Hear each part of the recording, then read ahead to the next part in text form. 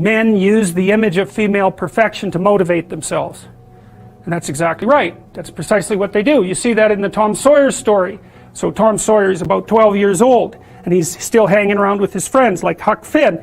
And this girl moves across the street, Becky, and she comes out, and he's struck by her for the first time in his life. Something's changed. And the first thing he does is hop up on a picket fence and show off and balance in front of her. And he's saying, well, look at me, look at me. He's like the male bowerbird building something beautiful so the female will approve of it. And it's motivation.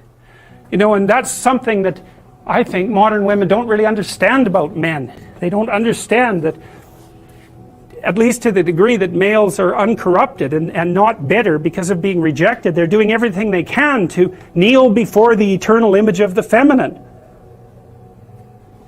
and try to make themselves worthy. That's the chivalry story, right? That's what you should encourage in your partner. So out of chaos emerges this first form. It's the feminine form. It's partly the form that represents novelty as such. So, and on one hand it's promise, on the other hand it's threat. That you wouldn't believe, and I don't know, because I don't understand the situation with women as well as I understand the situation with men, obviously, being a man. But I don't know if women have any idea how paralyzing they are to, especially young men. A very large number of my clinical clients, but also young men I've talked to in general, are absolutely terrified of women because they're terrified of being rejected. And the terror exists in precise proportion to the attraction to the woman, which is a horrible paradoxical situation to be in. It's often why men make such fools of themselves in front of women that they're attracted to. It's because, first of all, they don't see the woman that they're attracted to. Because what the hell do they know about her? They don't see her as an individual. They see her as the manifestation of a judgmental ideal. Stopping it there. Hello guys, welcome to Mika Reacts Reviews, where we actually feature things on the internet. Same day, same shirt, different video. And today we're reacting to Dr. Jordan Peterson, and he is talking about what women do not know about men. And I do believe that a lot of parts of the manosphere community do respect Dr. Jordan Peterson. Some of the red pill community don't, and they think he is a weak simp. I of course love Dr. Jordan Peterson. Don't agree with everything he says, especially telling all women to get pregnant and have babies. But I understand where he's coming from when he says it, and I believe all those facts and data that he has behind it. However, I think he's a little bit idealistic when it comes to that sometimes. So he says that men are terrified of women, and men are basically doing everything they can do, peacocking, to please the pursuit of women.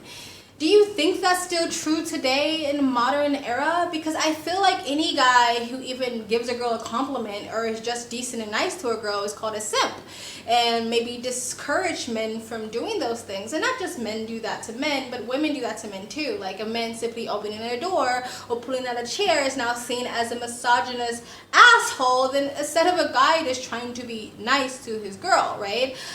I remember one of the guys that I dated, one of my first boyfriends, he was almost triple my age. I was really young. I was an adult, but I was young and he was much older. And I remember one time he took me to this really, really nice restaurant, like a beachfront restaurant. It was so nice, and I was sitting there and I was super happy because I always wanted to go to this restaurant because I always saw it walking by. And I remember him telling me that the greatest feeling that he gets is seeing a smile on my face and knowing he put the smile there. And it just harkens back to that sort of instinctual thing that men just sort of have biological wise, of wanting to be the hero to their girl. But I also still think in modern day, both men and women sort of beat that out of guys. Or it's the fear, if the guy does it anyway, he's going to get used, he's going to get abused, so why do it? I feel like that's another reason why you have MGTOW, men go their own way, because I've spoken face to face with people who are a part of the MGTOW, and I will say it's just in men, they can't help it, they're going to want to please the women, but they're just going to get screwed over. So in a way, MGTOW, red pill, some parts of the red pill, not all of it and not all of manosphere, and just men and women in general kind of tell men don't do those things. It's seen as bad, or it's seen as weak, or it's seen as toxic masculinity. So I don't know how many men follow that philosophy today. Even if they want to, I feel like they're again, pushed not to do it, or they're scared to do it out of fear of getting hurt and used or finessed or whatever. But anyway, let's continue.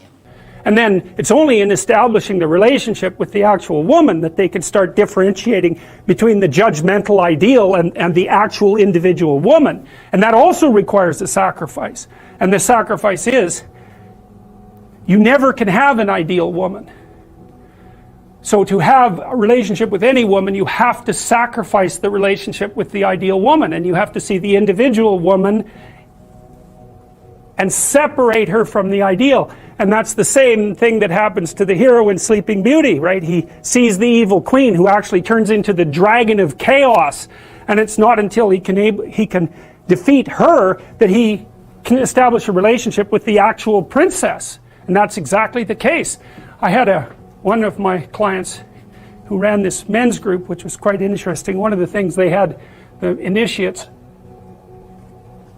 do, which was very intelligent, was to go out and ask 50 women in one day for their phone numbers. Why? Politely, properly, you know. It was a game, but it wasn't a stupid game. And the idea was, get over your fear of rejection.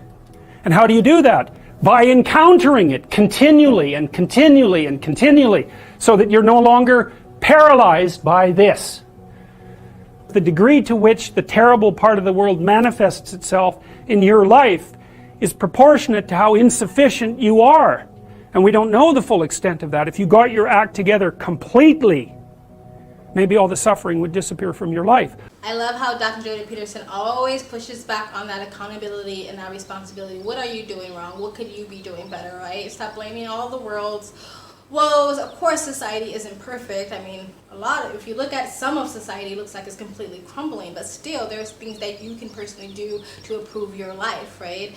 And I like how he said that you have to sort of give up that idea, that perfect idea of a woman. And I think men and women need to be able to do that, you know what I mean? Sort of constantly chasing the next best thing or the next best idea, especially if you're going through the social construct of what society told you what a perfect woman is, or society told you what a perfect man is. I think that our values in the West are so junk that what we look for nowadays when it comes to women and men are just stuck in junk values, meaning that women think just because men have money and material possessions that is the thing you should supposed to just go for. And maybe young men looking at girls who look like Build a Body, Instagram thoughts, or OnlyFans girls are the type of women you should go for. Those things are rooted in junk values because we are obsessed with material possessions and in our image. What do we look like? I know girls who won't date guys unless they look good with them in a picture. They want that perfect Jay-Z, Beyonce look, right? Even though Jay-Z is not that attractive, but you know what I mean, that perfect power couple looking, or the perfect Ken and Barbie look, or something like that. Those are junk values. Those are not the things you should be completely basing on someone you go after. Of course, looks and stuff like that matters, being resourceful and stuff like that matters, but we've perverted it into something else because, again, we practice junk values. But I digress. Let's continue. Here from your life, or at least maybe all the unbearable suffering, and maybe all the suffering or the unbearable suffering from the lives of people around you too. And you already know that because there are people that you'll go to in a crisis that you can rely on, and you know they'll help you. And you wonder what the world would be like if you were like that and everyone else was like that too. We'd have a lot fewer crises, and the ones that we do have would be a lot more manageable. And so when people say, well, why is the world so rife with suffering? One answer to that is because we're not yet what we could be. And at least that's an answer that we have some control over, right? You're not going to negotiate directly with Mother Nature, but you might be able to put yourself together a little bit and see if that works. At least it's under your control. Well, here's the decomposition of the fundamental archetype. The dragon of chaos differentiates, on the one hand, into the feminine. That's the unknown. And the feminine differentiates further into the negative feminine and the positive feminine. The negative feminine is the reason for witch hunts. It's the reason for, you know, there's a whole group online called Men Going Their Own Way, MGTOW. That's a very interesting group to go study. There's lots of them. I don't know how many of them there are, and most of them are older. Many of them are men who've been through a particularly horrifying divorce for one reason or another, and they've had enough of women. So they tell the young men that they're teaching, never have a permanent relationship. Never share your territory with a woman. Never share your possessions. Make sure you never live together, and don't stay with one long enough to enter a common law relationship, because you will be stripped of everything that you have. The female has been manifested in their life only as the negative archetype, and they've got that confused with all women. And that's partly, you got to ask yourself, if you know the mythological stories, maybe if you made the right sacrifices, you wouldn't have so much trouble with women. It's a good question to ask yourself first. And I would also say, if you're a woman who has trouble with men, or you're a man who has trouble with women, it's not the women and it's not the men, it's you. Because the women are telling you what's wrong with you, and the men are telling you what's wrong with you. And if you don't listen, then it's you. It's either you or all men. Well, that's easy, it's all men. Well, that's certainly how it's played out in the world right now. It's like, no, it's not all men. You can be by definition, and it's not all women, that's for sure. I don't want to have anything to do with women. It's like you're a pathetic weasel. That's the same statement. Alright, I can see why some of the red pill manosphere community don't really jive with Dr. Jordan Peterson. Most of the manosphere community I think do, but I've seen comments here and there about him. And I think is this, because I think just like there is a section of the red pill community that is basically feminism reversed, right? It's feminism but just with balls, right? It's feminism, or women blame everything on men, and they never look at themselves in the mirror, and they see themselves as a prize, so they don't really have to compromise or do anything because they're prize, because they have a vagina. I feel like there's parts, not all, of the red pill community that literally does the same thing. They blame everything on women, and not just women, but everything on the system and society that caters to women, especially when it comes to family court and divorce, and they're the prize, so why should they have to chase or simp after women, because they're the prize. They literally do the same thing. It's the same rhetoric of feminism, but that's not going to ever help anybody. That's not going to help you, because you have to take accountability and responsibility for yourself. Something that I have observed, because I do watch a lot of these videos, I'm just interested, and plus when it comes in the manosphere community, some of the videos where they talk about stoicism and responsibility and accountability, I really do relate to. However, something I observed was this idea of teaching men how to create a lifestyle or an image to attract a certain type of woman. But the certain type of woman they're trying to attract are the same type of women that they bitch and complain about. Because if you're building up an image or a lifestyle that's completely just superficial, materialistic, and with finances and money, the type of women you're going to attract are opportunists. You're not attracting women who want to love and adore you, even if you get paralyzed, that will sit next to you and wipe your ass to the day you die. That's not the type of women you're attracting. You're attracting opportunists that are going to bounce off of you the next opportunity that they get, right? And so then they teach men, well, yeah, the women you attract will do that. That's why you always have to stay on guard, and you always have to be defensive because they're going to finesse you and all these things. But it's like, then why do you go after those type of women? You should have some accountability into that. But instead of talking about that, they just say, well, that's all women, so there's no point in even talking about those things. There's no point of even telling men to go after good women or these other type of women, because all women are like that. It's the same rhetoric and then the same talking points when it comes to women's spirit communities or feminism. All men are like that. All men are going to cheat on you. All men are going to dog you. All men are bad men. All men are toxic. All men have misogyny. All men are part of the patriarchy. So you have to make sure you get what you want out of a relationship before you get hurt. So you have men and women both get into relationships already on guard, already ready to fight and to be defensive, and that's not the way you should get into a relationship. I'm not saying not be cautious and sign your house away on a third date, but that's just not the way to do it. And men and women, they tend to focus on the worst. They tend to hyper focus on the worst type of men and the worst type of women, without realizing there is a plethora of different types of men and women out there, but they might not fit that idea, that perfect idea in your head to what a good woman or a good man is. And sometimes those ideas are pushed to you through junk values anyway. And I always understood MGTOW when it comes to men who have been completely destroyed through the divorce courts and a family court system. But as somebody who's been severely abused by my parents and sexually assaulted and molested by another family member, my idea of moving forward was never to allow what they did to me to influence my behavior or how I moved forward, because then they continue to have control over me. I'm not going to mistrust all men because there's some men in my life that did me wrong or hurt me, abused me, or assaulted me, because those are those men. Doesn't mean I'm not cautious, but I'm not going to make all men pay for the toxicity or the abuse of those men. You know what I mean? And so for me, it's like I always wondered with MGTOW, it's like the women who hurt you in some way still have control over your behavior, because you allow what they do to you to how you move forward in the world. They still have some sort of say in what you do and how you love and how you move. So wouldn't the best thing to do when it comes to the women who hurt you is to find a better woman and have an amazing fucking life and show her what a wife was supposed to be, to show her what a mother was supposed to be? I just always wondered that. Like, I understand it, but I always just wondered that.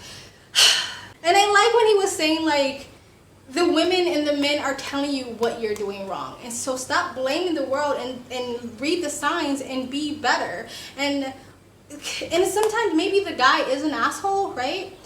But because we've all had those friends that literally date the same toxic person over and over again. Not literally the same person, but the same toxic archetype over and over and over again, and then they get hurt in those relationships and they come to you and they cry, and it's literally the same dance, the same sad song, and you just look at them and go, why do you keep going after the same person? But instead of ever taking accountability, responsibility, it's all men or all women or it's society or something like that, right? Again, going back to men catering to certain types of women who aren't good for them. If you're surrounded, like if you're living in Miami or if you're living in LA and New York, the worst places to date in America, and you're finding yourself in bad dating situations, instead of just going, it's all women, move out of those states. Oh, but you want that certain lifestyle, but then don't be surprised when you want that certain lifestyle that you get that certain woman, right? Go move to Utah or Wisconsin or somewhere in middle America where women don't leave their towns and all they want is to get married and have a husband. Oh, but they're not the perfect image of the woman that you want. They don't have the body, they don't have the face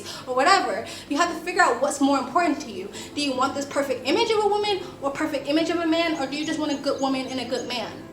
Anyway, I rambled on long enough. I'm gonna leave it there, guys. Tell me what you think of this video down below. Please like, comment, subscribe, hit that bell to get the notifications when I do upload. All of that really does help with the algorithm, guys. And if you'd like to support the channel even further, you can donate. My PayPal and Cash App link is in the description box below and also in the comment section. Of course it helps, but you don't have to. You can just like, comment, and subscribe.